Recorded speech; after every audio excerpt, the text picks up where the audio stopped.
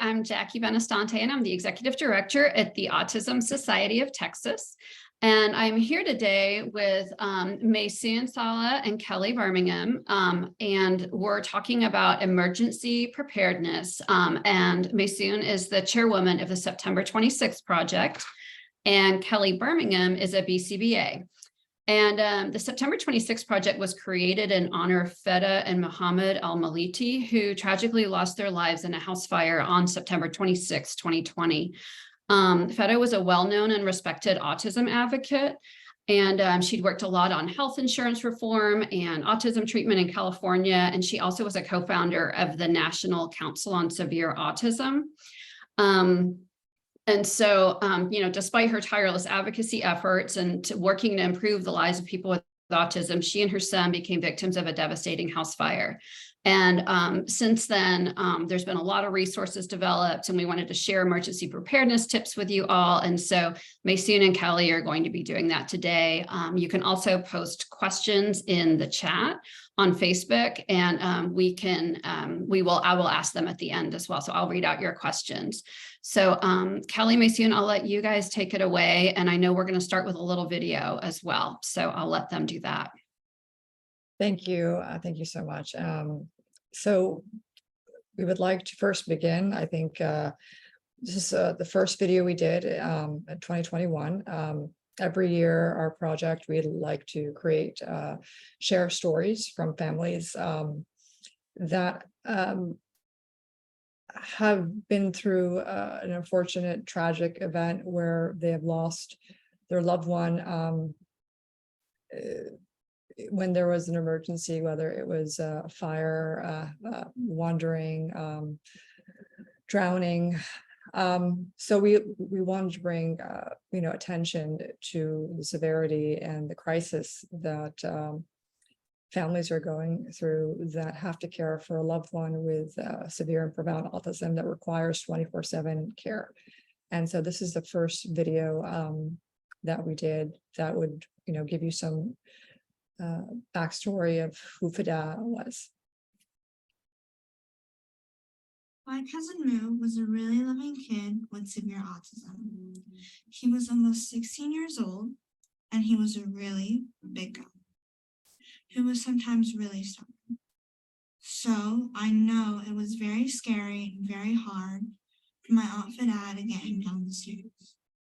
I woke up choking from the smoke, and I was screaming for my mom, and it woke everyone up except for Moo. Well, a family was sleeping. Flames ripped through this Fremont home early this morning. Relatives tell us Feda Al-Maliti and her 15-year-old son, Moo, who has autism, died in the fire.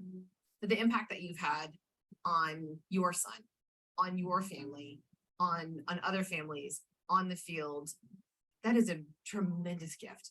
And I know that sometimes you're like, I don't even have a high school diploma. Who am I to be doing this? Who am I to be writing these articles? But what I see is this kick-ass, amazing person. In an emergency, how do you prevent tragedy and protect your family from such a senseless loss and death? Our purpose is simple. Every year, on and around September 26, we'll provide advice, guidance, and reminders to families with children and adults with autism and developmental disabilities on how to prepare for emergencies, whether they are fires, earthquakes, floods, or any other natural disasters. We want your family, your kids, parents, and caregivers to be safe. Our website is designed to be easy to use and share, featuring both simple and elaborate steps you can take, so if disaster strikes, you will have the ability and the fighting chance Feda and Mohammed did not have. This response and collective effort is the act of love we have for Feda and Moo, and the love Feda and Moo had for anyone that touched their lives. We hope this will continue their beautiful and heroic legacy that Feda and Moo put into motion. It was the only way we can take this pain and turn it into a powerful action that we hope will save lives. So please mark your calendars, print out your checklists, and check the tiny details in life, like fixing or checking if your smoke detectors work in the house. She was a fighter to the end, and this was her last fight that we hope will save your life and the people you love. From their life's work to their death, they will never stop fighting for you and your family. Because this is like an oasis of hope and love, because that's what you built. You built this. My Aunt Fida was a very strong and brave woman. I didn't want parents to suffer like I did.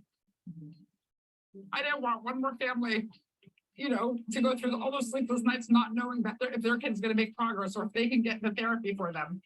I just didn't want another mom or dad to go through what I went through. I cared about the kids, but I feel like people forget sometimes the plight of the parents. It's really easy to look at a kid with autism and feel sympathy for them. It's a whole other thing to look at their families and to really understand what they go through. I don't feel like the greatest mom all the time. I really don't. But I know that I do everything out of love. Yeah, my kid, really. Yep. Like I am loyal to that kid, I know you are. and I This is just, ride or die shit right there. that's my dog. That's my dog.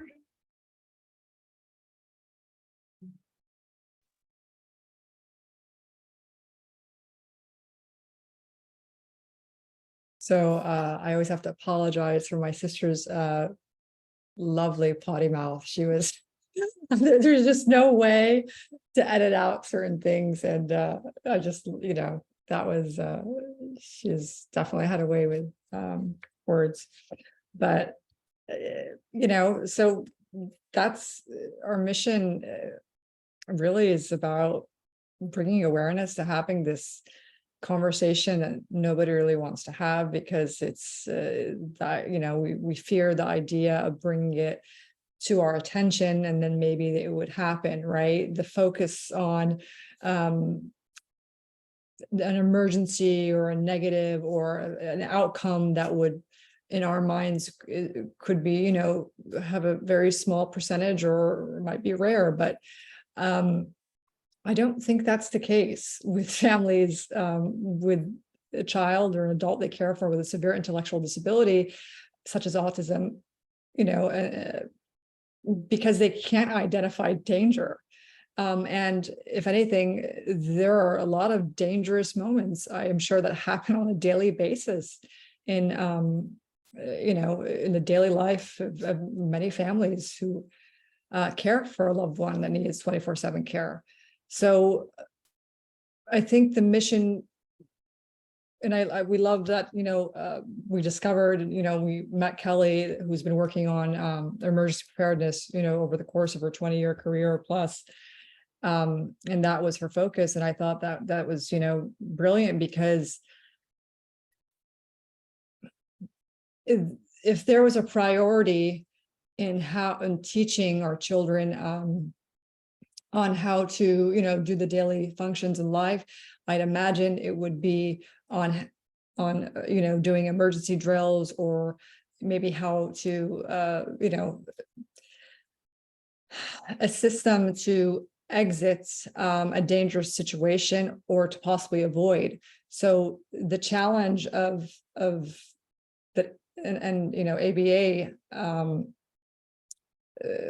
therapy has to go through to figure out and create a customized plan for that individual, for that child is think about it is very daunting, but it needs to start. And I think the priority should start with how do we help minimize these situations that really, when I was in the fire and I, was able to exit with my daughter, and I talk about it in this year's video, again, as a reminder, well, it's easy to save a willing mind that can identify danger. And so when it was terrifying to exit out a burning house with a lot of smoke and fire with my child. So I can't even imagine, my nephew or somebody with a severe, cannot comprehend what's going on with, tremendous sensory overload, and they can't respond fast enough to exit a burning house. And they really didn't have time. And I thought it was shocking to me. I thought she would just bring him down. no, it was super difficult. He was screaming no, he couldn't understand. And after 45 seconds, maybe I'm being generous with time because I can't remember, exact details, but it seemed like it was very brief. I couldn't hear them anymore. And so that means they were starting to choke. And I thought, maybe my sister was smart enough to go in a back room or something to wait for the firefighters so they can be rescued. But there's not enough time. And some, a child or an individual with profound severe autism doesn't understand that there's no time. So, and that's just in the case of fire. I mean, there's so many emergency situations. I mean, natural disasters, I'm sure is a whole, frightening, like I think about what happened in Turkey, in Morocco, in Libya, and Maui. And I'm like, oh my God, what about the children or adults with an intellectual disability? It must be so terrifying for them. It's terrifying for somebody who can't comprehend what's going on. But just my heart, immediately went out to families in that situation where it's like, I just sit and I think, just to hear, the terror that was in my sister's voice, because I think she started to grapple with, oh my God, this is not going to work. And why this is important, there's been a lot of families and mothers and parents, fathers who probably died saving their child, similar to Fidaz's story and Moo. What was interesting is that she was, an advocate. This was something, she was resourceful. If there was something her son needed, she got it. But how everyone missed it, including her, in terms of emergency planning for the household, that was a miss that costed them their lives. And that's why we're here. We want to change your ABA plan. We want to, that's why Kelly's here. We want to tell you, please start there. And so, Kelly, can you please talk about what you developed and what's on our website? Yeah, it's always hard to follow you, Maysoon. The story is incredible. And it's hard to watch that video every time. So I am a BCBA. I have been for 20 years, and I have spent a good portion of my career talking about safety for families.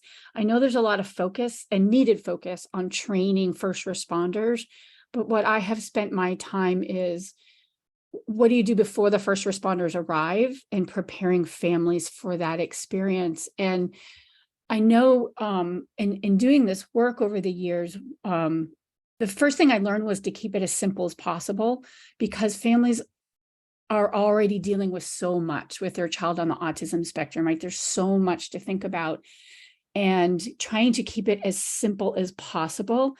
I'm going to share my screen.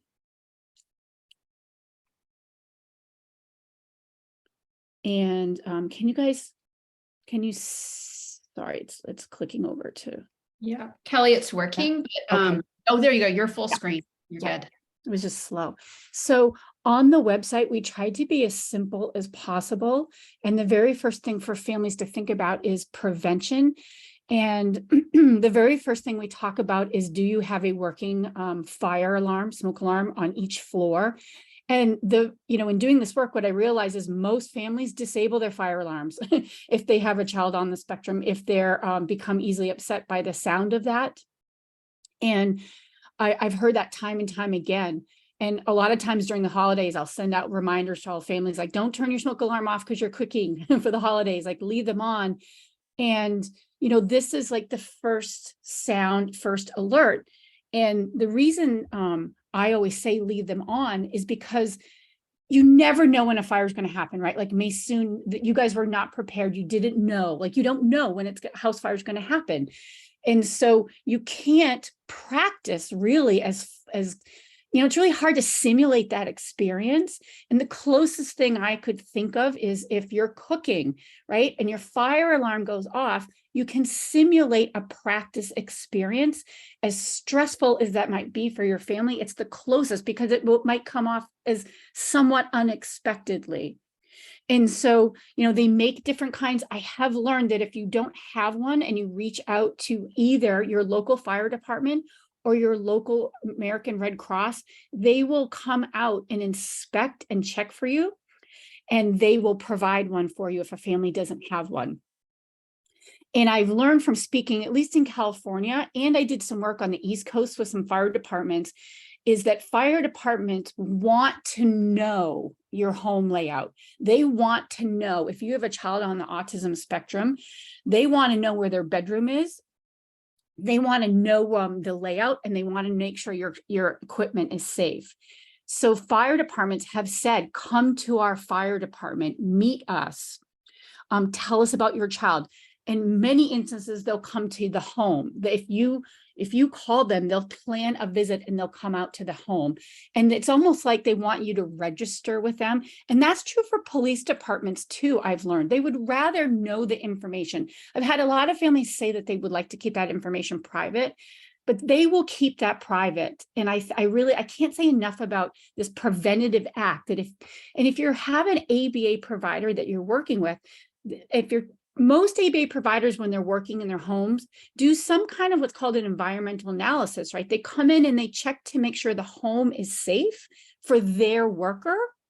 And they should be working with the families. It's a quick analysis, and they can ask, do you have a working fire alarm, right? The next part, because you just want to get out. You need to just get out of the house. The other things are carbon monoxide detectors. Fire departments and Red Cross will also come to your home and help you make sure you have this equipment and that it's safe. And then, people have mixed comments about this. You should have a working fire extinguisher. Although I know, Maysoon, I've heard you tell the story many times about the effect of this not working for you. If you want to share. Just leave your house, because Yep. we lost valuable time trying to finagle the extinguisher outside of the house until she realized, oh my God, I got to run back in and get him. And so, no, don't touch it. But I did come across something that we need to add to the website that I think that will be more useful and easier. It's called a fire blanket. Mhm. And, that's if you're, if it's right in front of you. But again, if you wake up, you see a lot of smoke, get your kids, get your animals, get who you can, and leave. So, have it if you need to by law, or just in case it makes you feel more protected. But it's not useful when you're in the moment. It's not going to help. The other thing, and I know you can speak on this, Maysoon, is there is something called Close the Door Initiative. Oh, yes. Right? Go ahead. If Yeah. you want to share, Maysoon, go ahead. Well, the reason, when my daughter, we all had our bedroom doors closed. And when she woke up screaming, she couldn't find the door. But that's a whole nother issue. But I didn't detect the smoke, because my door was closed. And so if my daughter didn't wake up screaming, we would honestly all end up dead in our beds, because our doors were closed. And by the time we would realize there was smoke and open the door, there's no exit, there's no top, there's nothing. You can't, the smoke was so black and thick, it would just take you within 20 seconds, you start choking. So closing the door actually will help, prevent that smoke from coming in as fast. But and then giving you maybe time to exit the window. So another thing I bought after, surviving a house fire is, and if you're on second floor, Right. a window ladder.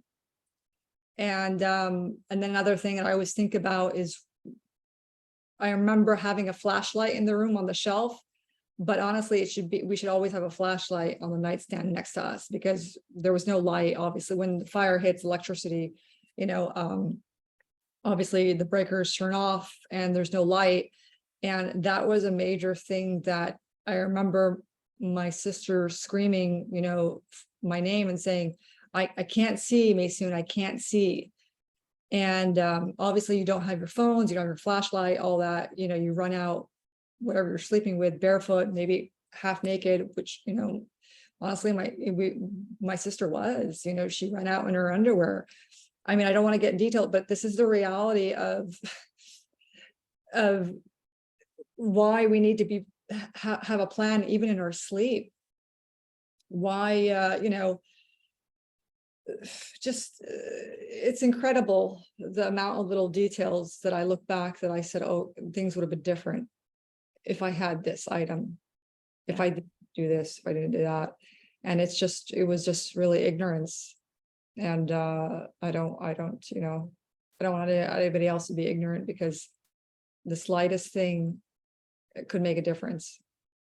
Yeah, and I know that closing the door prevents the spread of fire, closing windows. You know, the study that was done is like you can save, you know, there's a difference between 17 minutes and 3 minutes here. If you close everything up, it will slow down the fire. And most people think, let me open the doors and windows to try to get exits. That's what I did. Yeah. That's what I did. I opened the balcony door. That was so the patio door that was connected right next to the kitchen, and I fed the fire oxygen. Like, you know, it's awful to think that you know, maybe she would have gotten him down sooner if they didn't choke on all that smoke, if I didn't open the door. I mean, I'm telling you, there's like 100 little things that your mind goes back to on how you could have done something differently that would have, you know, maybe they'd be here today still. So. Yeah. So your ABA provider and families can work, like that's the preventative part, working fire extinguishers, smoke alarms, and knowing knowing to close the door, right? And then the next thing, so that's like your preventative stuff, right? Now you've got to get out of the house. And you need to have 2 exits. And I know I've also heard you say, Maysoon, this, a bedroom for a child on autism on the 2nd floor in this instance of a fire can be very difficult. Yeah, if somebody had that luxury or option of changing their homes, because of that, I would say definitely look for a home, single story only. If you have, you know, somebody, you just need to be on the main floor. And I think that was yeah, it's scary to get, because she was probably 5'10", 150 pounds or so, 180 pounds, and her son was 280 pounds, 6'3". How is, you know, how are you going to get somebody downstairs that big in thick smoke? That he may just, you know, my mind was going like, oh my God, he's going to fall down the stairs and she's going to fall underneath him, and then they're going to break their neck. Like, it really needs to be thought out thoroughly, your environment, not just the home, but the school, or you know, where does he or she spend their most time? So yeah, planning is everything. So I've spent a lot of time working with families on this, and, you know, you do need 2 exits and you need practice time. You need to have the ability to have your child, when you say, go to the meeting spot, get out, to follow those instructions. And that is something that ABA providers can help support with. And, you know, this question has come back, like, you know, well, if your ABA is covered by insurance, will insurance cover it?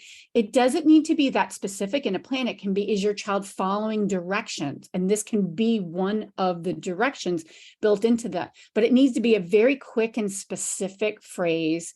And a couple things I'll share. One is having a meeting spot, because there have been instances when we've read that, when, you know, we're doing a lot of this research where kids on the spectrum get out of the house, but don't know where to go and run back into the house. And so having a meeting spot that the child knows and a neighbor designated to meet that child is can be, is incredibly important. And the other piece is to have a family member or members designated for the child as a companion to make sure they get out of the house. Now, getting the house is tricky, right? If you're on the first floor, I've had this conversation with families where a lot of families are in the reality that their house is on lockdown because their child wanders, right? And so you do have to, that's hard. And I totally empathize. And so there does have to be a little bit of practice where there are adults or older siblings designated to be able to unlock the doors to get the child out to the meeting spot.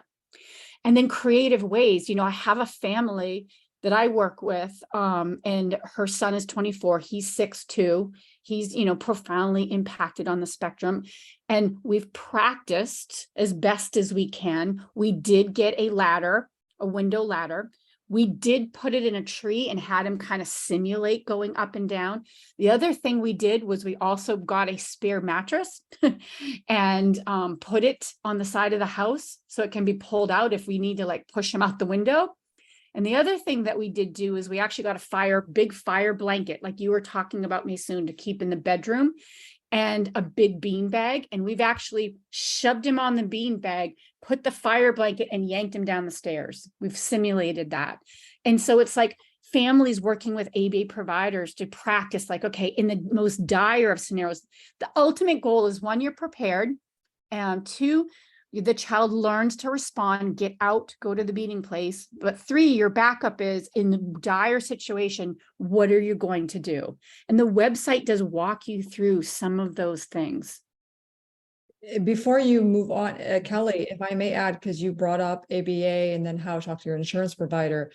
There is no other form of therapy, and I will say this confidently, besides ABA, that can teach somebody with severe and profound autism, in this case, how to exit a home. What other therapy is there if you don't apply it, if you don't show the applied behavior and have them learn it over a repeated amount of times?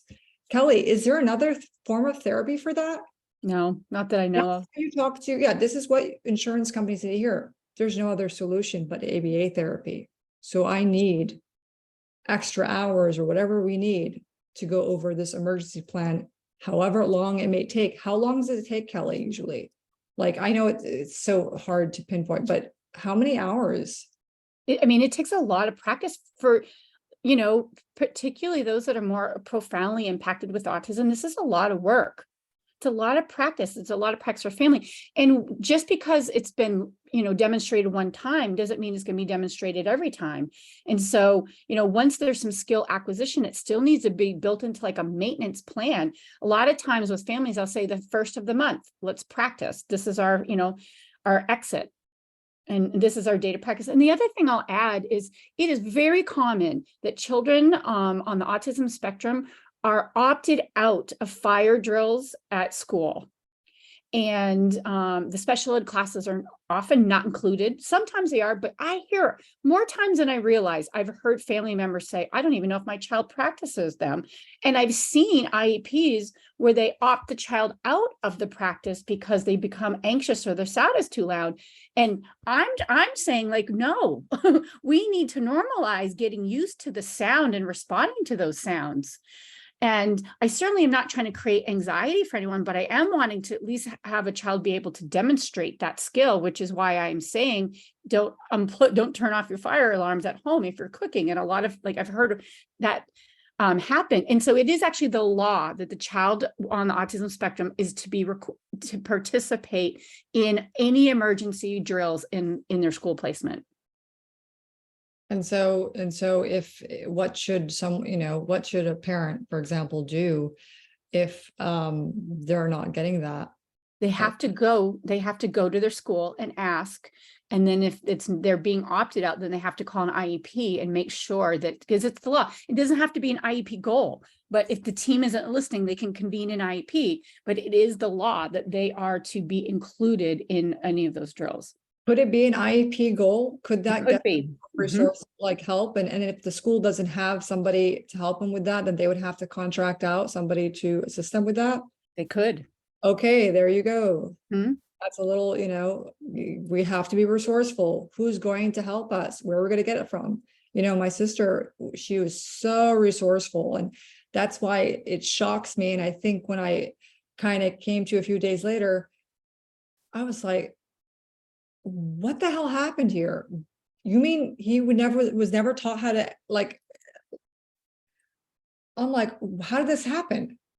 And after talking to, a few of his ABA therapists, they're like, we didn't think about it. And that's why, Kelly's work is so important, because she speaks directly to, her colleagues and this profession. This is everything. This is the first and foremost, this is everything. And Kelly, wouldn't you argue that this really sharpens their senses? I mean, if you can teach, I don't know, teaching them how to crawl, right? Like, Yeah. who didn't know how to crawl? Right. So, he's tall, right? And so even if he was able to go down the stairs and he was so tall, he's taking up all that smoke. So maybe he should have crawled or went Good down point. on his Mhm. bottom on the stairs. It's something that I didn't even do with my daughter. And we thought about, like, oh, we didn't even think about that. So, the neurotypical person like me, for example, my daughter, we didn't have the proper skills. I can't, so families, this has to be, I hope after you sit in on this, put this on your calendar right away and send an email to who you ever need to send, and get this, this is priority. So sorry, Kelly, the whole idea of ABA, like, that's why I love ABA. And the more I think about emergency preparedness, I'm like, there is no other therapy for this, right? Is there? I don't know. No, and I think, and your point about the crawling, that's where this is an individualized experience, right? That the family and the ABA provider working together to figure out, because as ABA providers, we know how to break things down and analyze and teach things in small steps, right? And have those things come into reinforcement and provide video modeling and schedules. And so, like, ABA providers should work with families. Something that I've had some families do is actually videotape themselves leaving the house, right? The alarm goes off. That's so smart. Yeah. And then you videotape yourself going to the meeting spot and meeting the neighbor. And that's a way to teach the child how to exit, right? And to practice. And so as ABA providers, we're taught how to do this kind of work. And so 1 week come in and do our environmental analysis. Is your home prepared? Right? Do you have all the working things that you need to work? Do you have a fire blanket? Do you have, flashlights like the Maysoon's talking about? And now I'm going to work with you to identify our exits, our meeting spot, our neighbor, and how we're going to teach that child to hear the alarm, hear the command, and get out safely. Like, that's what we do as a profession. We teach kids how to do things all the time. And this is just one other thing to talk about. And the same principles can be applied, if you're in a hurricane, right? Texas, hurricanes, right? Flooding. What do you do in the event of a flood? And so on our website, we do have a natural disaster page too. There's fire, there's natural disaster, and there's wandering information. The 3 major safety things. Another key point you brought up is the neighbor component. Yeah. Yeah. That's another thing. It's like, these families, I hear a common theme, how isolated they feel. And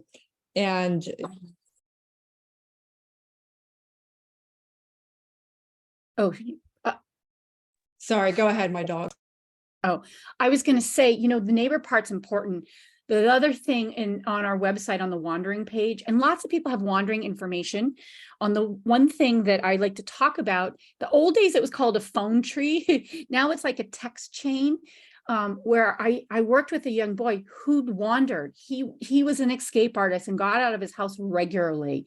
And we set up in their neighborhood, different neighbors down each end of the street. We tended to know where he would go, because he would typically go to look for certain things. One was a water fountain feature that he really liked, and another one has a house that had these like sculptures. He tended to go there, but there were other times he went other places. And so we set up a neighbor chat so the parent could immediately say he's out of the house, and neighbors, if they're around, could start looking and like, okay, he hasn't gotten this far, or he's not here yet, or I see him. And almost like the old days, like a phone tree where you'd call, a neighbor would tell another neighbor and check. And that neighborhood became very involved with this young boy and making sure that he would get back home. And they were versed in, if they'd see him, to go be with him. He would not likely go into their home, but they could send someone to be with him. So this neighborhood tree was there. And on our website, in the wandering section, we do have a part about that.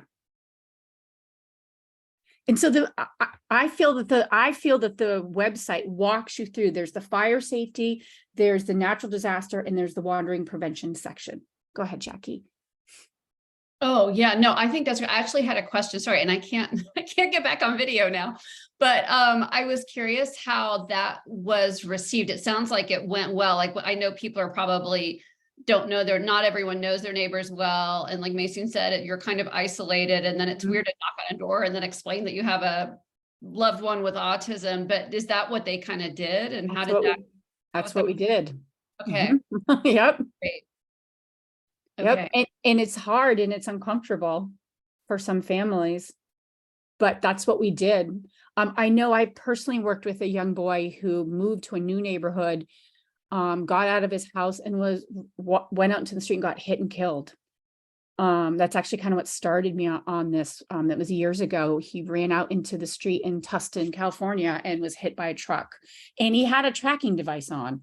It was a new neighborhood, and that's what got me thinking, gosh, if we could just like let other neighbors know to be on the lookout for their kid, how can we keep them safe? So it is out of that scenario that I've been in where I started thinking about, like, if you're a parent and you have a tracking device, you can see where your child is, but you can't get to them fast enough. Is there someone else who possibly could? And that's going to be individualized for every family, but that's our job as ABA providers working together, families, is to collaborate for each family and child what will keep them the safest. Your neighbors, like if it has neighbors called 911, Bermingham, but I really don't think a family, can afford not to get their neighbors involved. And it may be difficult because they may not like their neighbor, or they think their neighbor doesn't like them, or we have no choice. Knock on your neighbor's door. And I think you got to make an ask. You got to make an ask. You got to also connect and make them feel, I don't want to use the term responsible, but it's kind of like you're passing somebody by, a stranger that needs help. The neighbor should, that neighbor, it should be understood. I don't know how to explain it. I don't know, times have changed, but these families need their neighbors. So if you're a neighbor to someone with an intellectual disability, knock on their door and ask them, if you need anything, call me. Here's my number. Here's my cell phone. We need that more. And sometimes it's not going to come natural. And I think we just have to knock on the door and get them involved. Yeah, that makes sense. I don't think we have too many questions, but we did have a comment from somebody, and they actually said they sold their second story home and to get a one-story one on their last move. And every month they practice a fire drill with their ASD son. It says we can't get ABA in our state, so we are doing this as a family. So I don't know if they're in Texas, but there's definitely like many issues in accessing therapy here. And then they also said, that same person said, so I'll talk about that, but they also asked, how can they get involved with this project in our state? We just added an emergency preparedness goal for school. So these people are on top of it. So that's great. But I will say we do have, in Texas, Medicaid just started covering ABA, and the rollout's been difficult. The reimbursement rates are low. We don't have enough providers, and we have very long wait lists. So we have lots of families that aren't accessing ABA right now that need it. And it's something we've all been fighting for many years, and it's very frustrating. But I mean, looking at all the tools and all the recommendations, obviously it's definitely probably the gold standard and easier with an ABA therapist, but I do think like families could probably do quite a few of these things on their own, using all Absolutely. the tools that you have and all the tips you just gave. I was like taking notes. There's a lot of things I hadn't even considered: the smoke alarms, turning those off, the locks on the for people elopement, and you know, when it goes off when you're cooking, and being prepared to, you know, maybe work with that and use it as an opportunity to practice and all those things. So I think that even if parents don't have ABA, they could still do a lot of these things. And I also was wondering if this is something an occupational therapist that might also be able to work with on these skills as well. If you don't have access to ABA, I could see that being a I possibility. could too. Good point. Mhm. Good, because I'm like, we have really poor and not great ABA situation Oh, going on I'm right so now. sorry. You Yeah. brought up the idea of the school, and that's a federal law, correct? Mhm. And so how about under that argument that I don't know what therapy you're going to bring to me, whether occupational or ABA, but you need to provide it, right? Yep. You need to provide it. And that was the first, ironically, that was the first fight my sister ever won as an advocate, as a mom, was against Kaiser. They wouldn't cover ABA in California, the private health insurances, because they said the Medi-Cal was covering, and they don't want to give, you know, double coverage, right? Because too much coverage is not good. Even if you're paying, you know, private health insurance. But she's like, no, I need more. And so she actually won Yeah. Kaiser, and then all the private health insurances followed. Yeah. It's So amazing. you have to be like, you have to ask constantly. There's no, they say no, and it's like, I can't. Well, what's the alternative? You leave us in crisis, and my kid doesn't know how to survive. You're going to kill me in the process because I'm going to try to save my kid naturally, or her sibling. No, this is the whole family unit survival actually depends on Mhm. the ability to teach Having the child. Yeah. Yeah, absolutely. Everybody's going to save that child or adult, right? Mhm. Yep. Yep. Absolutely. Yeah. And I think at the very least, at a minimum, that family having the school working on emergency preparedness, that's a great start. Put the pressure on the schools and let Mhm. them figure it out. Mhm. Yeah, absolutely. Families need to do that too. It's really important. Yeah. And Kelly, you're right. There's so many kids that don't have to do the fire drills. They're not, you know, they're like, oh, it's too loud for him. He can just sit over here, you know, like it's Yep. yeah, just unbelievable. Because that's just a whole nother area they could be trained in and learn about this and, you know, understand better. Absolutely. Mhm. Yeah, definitely. I think families should. Be there. Yeah. Yeah. And there could be an emergency at school. So yeah, it's really, really important. Let me think if we have any other questions. I don't think we do. I think but I mean, this has been so helpful. I mean, this really, your website is amazing. Maysoon, thank you for sharing your story and raising all this awareness, because I think it is a thing, like you said, you know, your sister was such a great advocate and had all the resource and did everything. And you're juggling so much as a parent of a kid with autism. And it's like, you're trying to get them to communicate and be in school or fight this or do that. And then you just aren't thinking about this. And it's like, you've got to think about it. I mean, people have to do these things, and it's got to be like top importance. You know, because the consequences, I mean, we know the consequences of not doing this. And so, you know, I appreciate you both coming and, you know, being on today and creating the September 26th project. And I know definitely as an organization, we'll be sharing all this information and making sure parents have a checklist and see it and think about these things. So. Well, I mean, somebody asked her how they can get involved. Yes. So please reach out to us on the website, you know, or I'll put my email. I don't know where to put it. I can give it to Jackie. Yeah. And just like, if you have time, we need definitely help. We need to, you know, the more people that can help spread the message, that'd be wonderful. And, you know, Kelly has been so generous and with her time to talk about this as well. So please reach out to her. You know, just just reach out to us, and we're always down to talk about it and to help you. Yeah, I think it was Drexel University did a study, and I think it was like 68% of families had not spoken to their regional center person about anything related to emergencies. The other part of it is families say quality of life, right? They want what they want most for their child on the spectrum or adult on the spectrum or with intellectual disability is quality of life. But if you're not alive, there's no quality of life. And so, right? Teach them how to fold the clothes quite yet. Don't teach them how to chop that tomato quite yet, which is, I'm being humorous is because I remember like all the little things my nephew was doing. And I think that's what the aftermath of the shock, it's like, he knew how to do this. He knew how to do this. He knew how to make a little sculpture, but my God, did he not know how to exit a fire, And so it's not like I was trying, I'm not trying to find blame. There is no blame here. It's just an overwhelming amount of details we need, you need to teach someone with this level of profound severity into, disability and these families, these parents, they need everybody on board, and they need to effectively communicate that urgency to their insurance provider, to the school, to the regional center. And so it is a life and death situation. I think it's when we ask, you ask with that, that in mind, this is harming my family.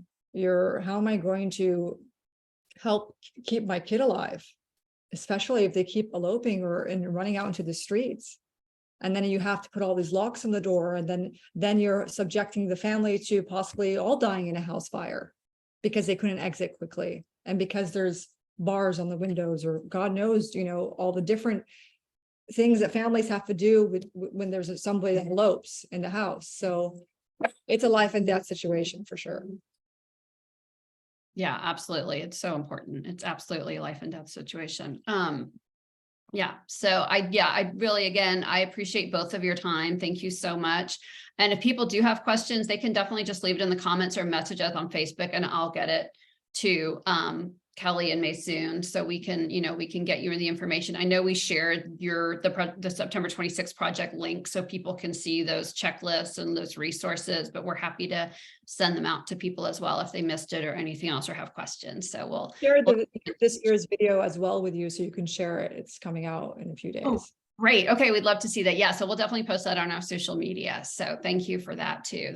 That's really impactful and definitely will get people's attention. So great. Well, I think we can probably wrap up, but Kelly, Maysoon, thanks again for your time. I've never seen anything quite like this. And I've worked here 8 years, and I'm a parent, and I think this is like so impactful and so helpful. So just want to thank you both for doing this.